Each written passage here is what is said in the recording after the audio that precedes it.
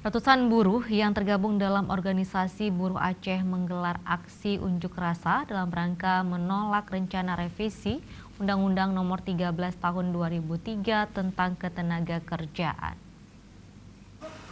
Hari ulang tahun tsunami. Yang kedua adalah pergub pegang.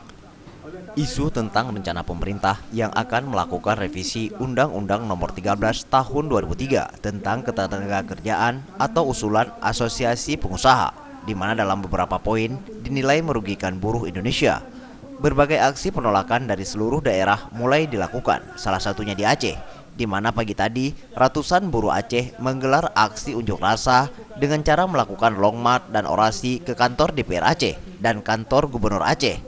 Dalam orasinya, mereka menolak revisi Undang-Undang Nomor 13 Tahun 2003 tentang Ketenagakerjaan, mendesak pemerintah agar memenuhi janjinya untuk merevisi Peraturan Pemerintah Nomor 78 Tahun 2015 tentang pengupahan, mendesak pemerintah Aceh untuk mengeluarkan pergub terhadap seluruh turunan Kanun Aceh Nomor 7 Tahun 2014 tentang Ketenagakerjaan, menolak dominasi asing terhadap penyelenggara sistem jaminan sosial, serta kebijakan ekonomi lain yang dinilai dapat menghancurkan kekuatan ekonomi dalam negeri.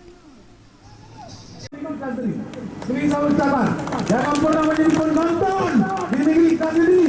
Kita harus berjalan di atas kaki sendiri. Kita menolak yang namanya pekerja buruh ilegal yang datang dari laut, dari udara dan dari darat. Oleh karena itu sendiri kita tidak boleh menjadi penonton yang budiman untuk diri sendiri. Kita menolak karena semakin lama negeri ini sudah 74 tahun merdeka, tapi ternyata bahwa masih banyak pengangguran, masih banyak kemiskinan, malah hari ini Aceh termasuk nomor 1. Oleh karena itu, rekan sahabat, dari atas panggung, atas nama bangsa.